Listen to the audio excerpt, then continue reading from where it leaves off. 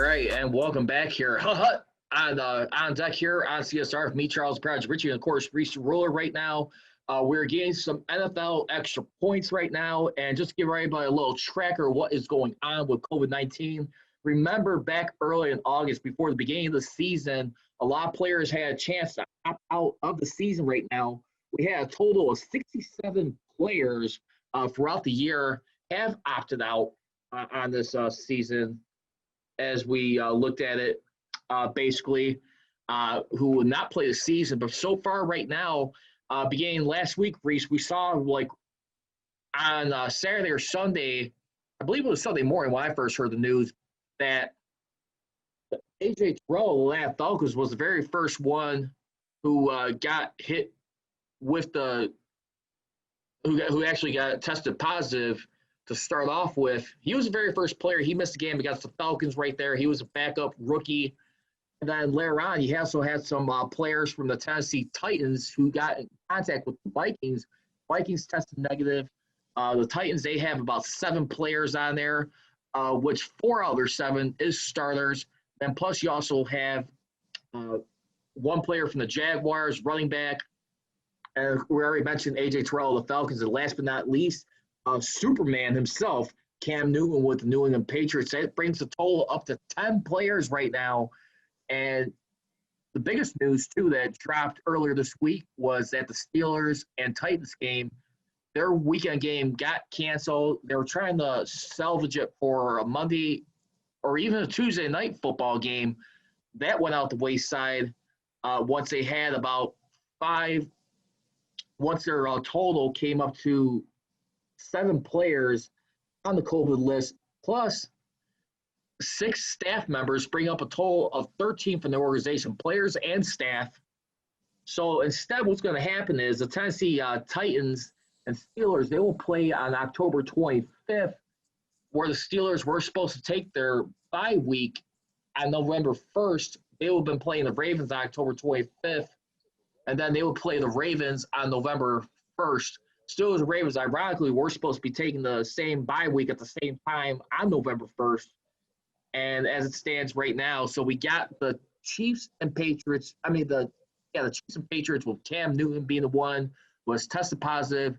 We got confirmation on Twitter from the NFL PR director, Mike Giardi, who tweeted out right now that the Bears and Colts game, who has been scheduled for 12 noon tomorrow Central Time, Bears fans and NFL fans around the league, including Colts fans, we're looking at a 3:25 p.m. Central Standard Time start.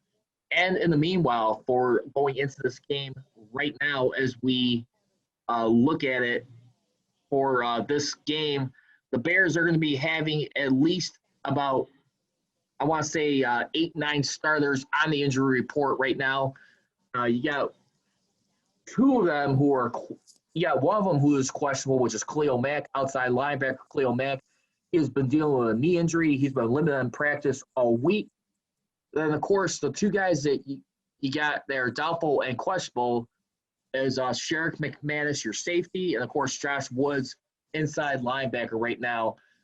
Bears miraculously, who've been the cardiac kids this year, have found a way to go off 3-0, come back by 16 points. Their second largest deficit during the season right now. Bears Colts, Reese, what's your thoughts going into this game right now? Do you feel like they're going to keep it rolling or something's going to catch up with them? Nick Foles behind the helm. I'm not going to lie. I saw Nick Foles take the team under control. And if he can get that team moving like he got that team moving yesterday early, then it's going to be crazy.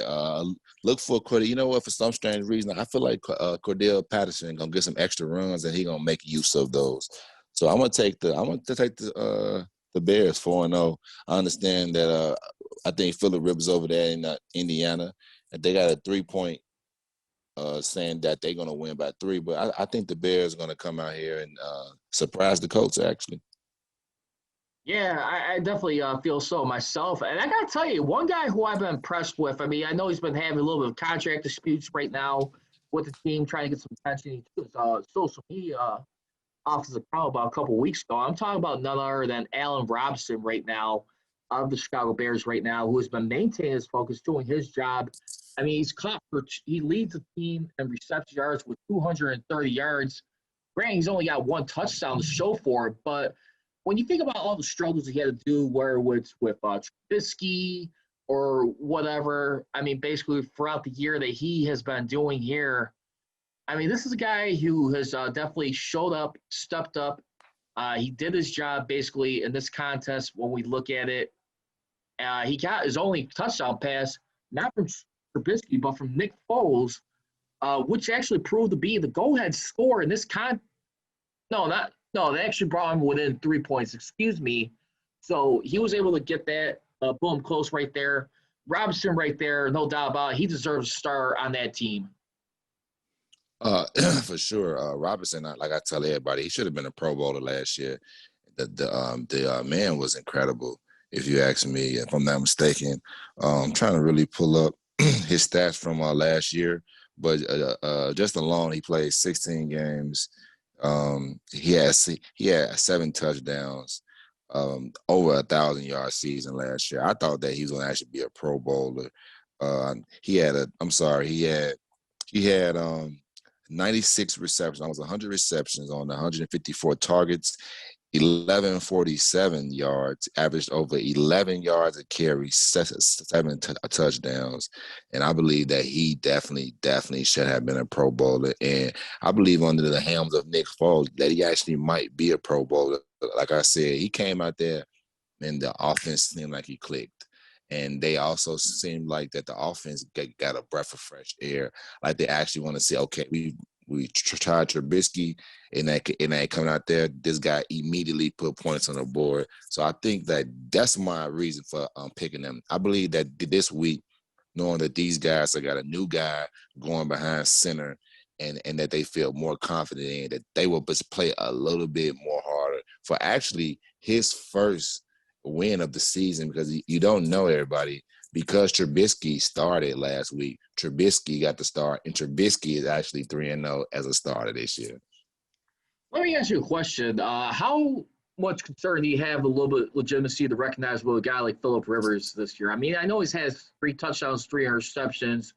I mean, the touchdown-reception ratio may not be up there, but at the same time, too, Phillip Rivers has played this team not too long ago. As a matter of fact, he played the Bears last season in Soldier Field when he was last with the Chargers right here. Guy who's been around the block for a long time in his 17th year right here. Took the gamble to come over to the Indianapolis Colts after him and the Chargers decided to move ways. They beat the Bears in that contest back in week number 8 where they won by a single point right there. How much do you feel like Rivers is going to be of a factor in this game? I know the Bears have faced, I mean, you got to be building up some confidence right here. A lot of the quarterbacks they have faced all year has been all veterans so far up to this point, where it's Matthew Stafford, Matt Ryan, and then now Phillip Rivers.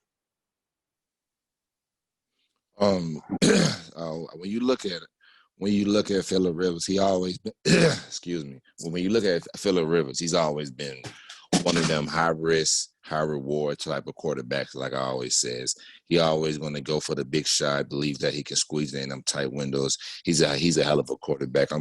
He might be a Hall of Famer, but he definitely has put his name in the game. So I definitely want to say that I think that if we can get some pressure on him, like you said, 3 touchdowns, 3 interceptions, what Phillip Rivers does is sometimes he tries to fit that ball in them hole that's a little bit too small. And I believe that's when his Bears defense can get hungry and get some takeaways, get some interceptions. I do believe that they get, for sure, at least 1 pick. But if we get 2, then I think that might actually be the edge that we need. But put some pressure on Phillip Rivers. He doesn't like to just take a play. He always try to make something out of nothing. So them plays where the D-line is breathing down his back, if they can just get a little pressure and the secondary get ready, because he will throw the ball to you a few times this game. Just be ready. But on the same chance, he can hurt you. He will throw some touchdowns too. So when he does throw those takeaways, it's about, is Nick Foles ready to turn those into points?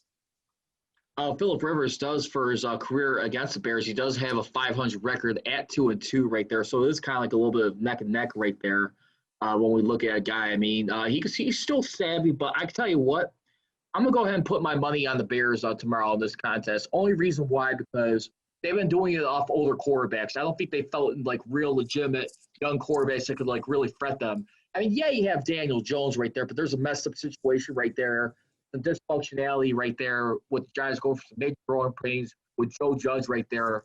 I mean, that offense right there, ever since Eli Manning's retired, I mean, his time has been waiting a while, but still, I don't think like the Bears have really faced like that threat of a legit quarterback.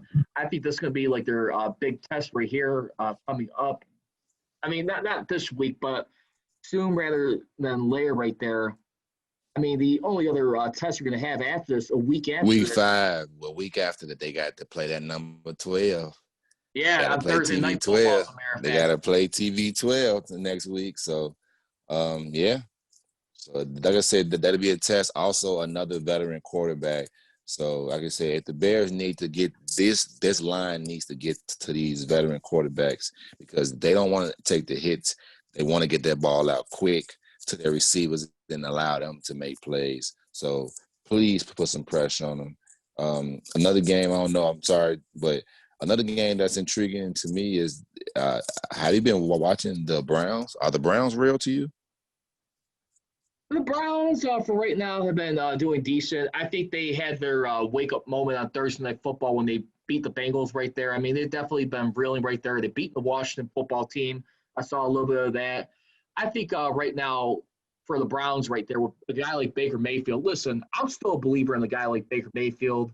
I heard one guy like even questioning over in Pittsburgh, and I love my Steelers, but at the same time, people started to wonder legitimately is this guy starting to become a first round bust? Because when you look at it right now, I mean, with the Browns head coach, I mean, for right now, when we look at it, I mean, going into this year, Kevin Stefanski, remember, he's actually pondered about possibly benching Mayfield. And I think Mayfield right now is playing a little bit with a chip on his shoulder for right now. I definitely do feel like he's still got something to prove right now, not to be counted out. I mean, listen, the bottom line is right now, this season, he is 2-1. I think the only problem is with a guy like Baker Mayfield, it's largely due to the front office right there. I mean, you put a little bit bigger sharks in the tank around this guy to work with, where you have like a Landry Jones or even like Odell Beckham Jr. right there, who the Browns are still talking into to still keep sticking around right there. You didn't have a guy, legitimate coach with Freddie Kitchens, who had next to no NFL experience. He finds himself as a head coach. They go 6-10, which is the best they could do. I mean, which is the second best they've done under Baker Mayfield. I mean, this guy has been 6-7 his first year, 2-1 right now. He's throwing 5 touchdowns and 2 interceptions and 564 yards. So I tell you what, that's a close game right there. And I just feel like right now the Cowboys, their defense, man, is pretty much shaky at this point. But I'm still going with the Cowboys only simply because they're in Dallas. Yeah, I know they don't got the no fan in attendance right there, but I gotta believe the Cowboys right now. It's do or die moment for them right now. I know it's a little early, but they gotta wake up right now, take care of business, and Mike McCarthy can't be doing a foolish mistake. I think that as this season goes on, people are going to remind him, why did you not kick a field goal in that opening game against the Rams? Other than that, they probably be 2-1 right now. Well, as we actually we take a look at this, and when we look at that division, Dallas is 1-2. We go to the next team I look at, and I'm looking at even like the New York, they're 0-3. Philly is 0-2-1. So it's like it's really nobody. And then when you go to Washington, they're 1-2. So that division actually is wide open. Even the Giants at 0-3 are still in that division because no one has more than one win in that division. So like I said, I don't think it's go ahead. No, it's okay. Finish what we were saying first, please. So I don't think it's do or die really.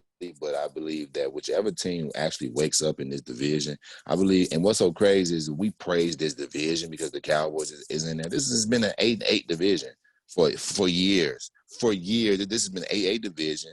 The Cowboys have made the playoffs and in the wild card, and then people are shocked when they lose. Like they have not been a dominant team like the Seahawks, the Saints, and teams like that. They are who they are. That they are who we thought they are. Yeah, but don't also forget though too. You also got another guy too who's been kind of like hurting him a little bit too. Leighton Vander Esch right now, who's actually I think has like a neck injury for right now. So they're kind of decimated with injuries right now. But I gotta tell you something right now. Speaking of the Cowboys right now, I mean, forget the fact. I mean that they're like what like when we look at their team, 28th in points defense and then like 24th in total defense.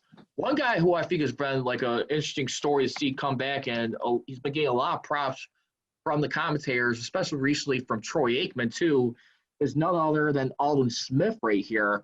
Aldon Smith, a guy who's been a Pro Bowl and All-Pro only one time a piece in his career right here, been to the Super Bowl with the 49ers back in 2012 under Jim Harbaugh, and he was last with the Raiders. He was absent for at least like it took him 5 years before he came back to the NFL right now, and he's already got on this team 4 sacks and 20 combined tackles to his credit right now.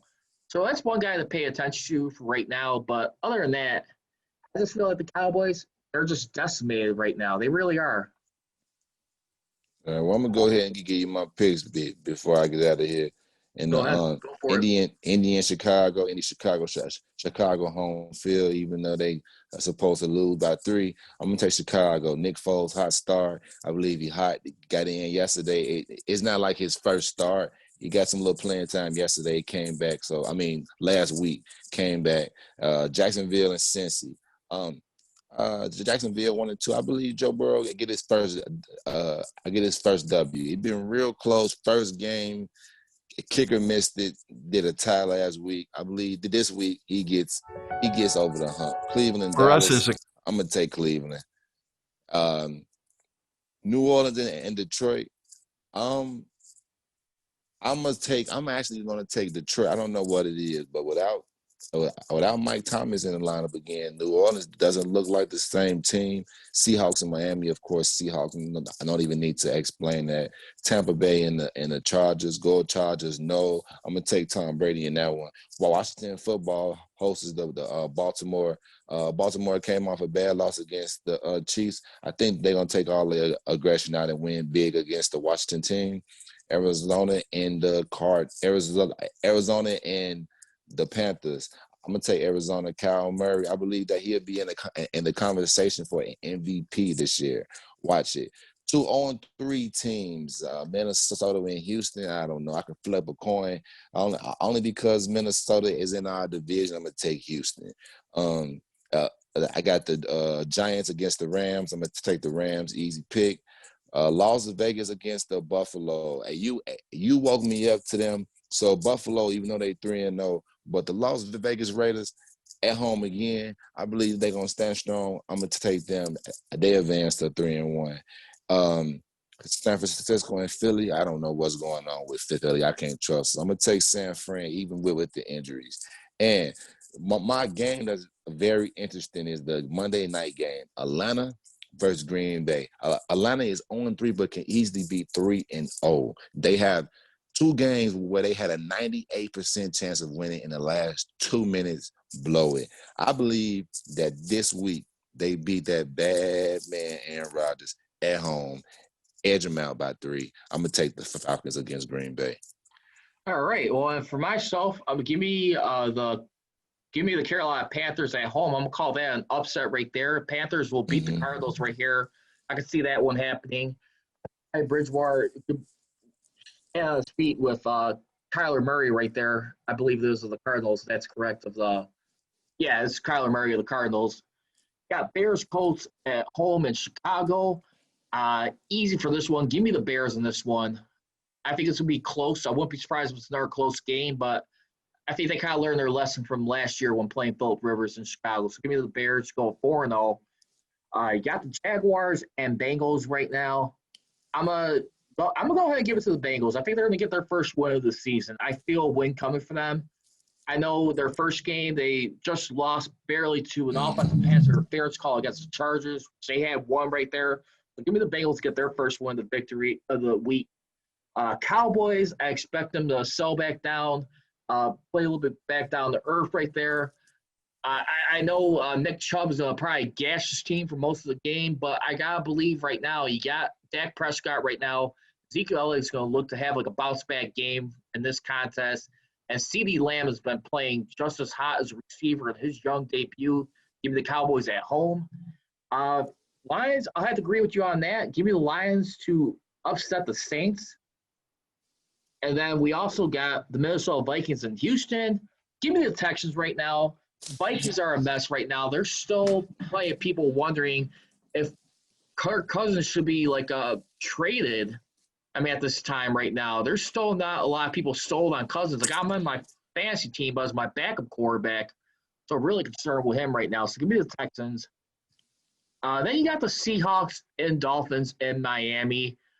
Easy, give me the Seattle Seahawks in this one. They've been rolling pretty high right now. Russell Wilson is, in my opinion, becoming a new calm, cool, collected quarterback. He could still do it just as much with his legs as passing. I'm right up there with Mahomes. Then you also got the Chargers and Bucks and Tampa. Easy, give me the Tampa Bay Buccaneers.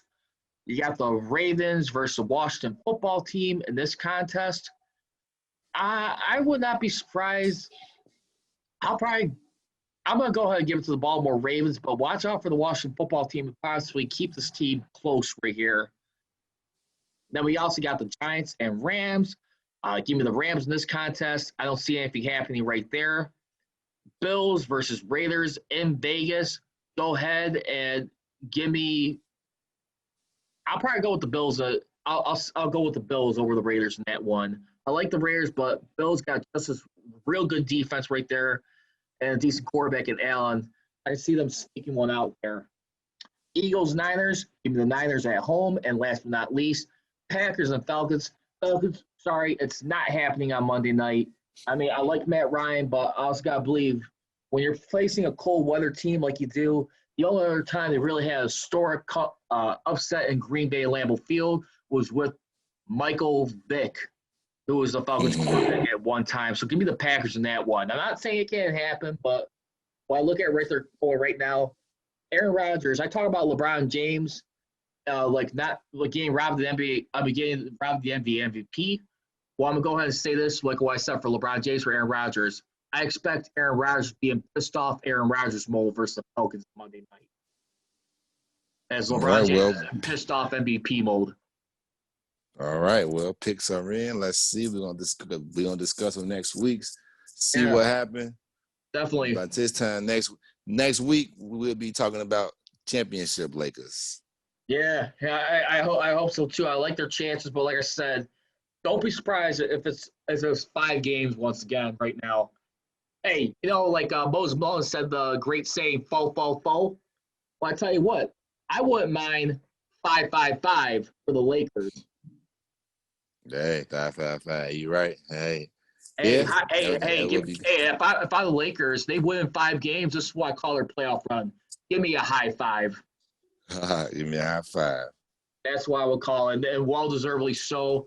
Hey, 10 years, man, third longest drought in the franchise history for an NBA championship. Reese, once again, where can they follow you on social media, my man? Follow me on social media. Facebook is Chemo Sabi, Big Ball is my hobby, and any other Snapchat, Instagram, Twitter. That's all. I screw our nut out bolt. ISCR3 INUTIBOLT. Change that E to a 3. That's me. I'm Reese the Ruler. Right, that is awesome right there. And you can also follow me once again on social media on Twitter and Instagram at Prodigy Richey. And then you can also follow our show at OnDeckCSR. So for Charles Prodigy Richey and Reese the Ruler right here, and hopefully the NFL season will continue to keep going as we move it along right now. as we always leave you, don't be trolling, be rolling. Be rolling. Thanks a lot, Reese. Yeah. He's got it. That's a winner.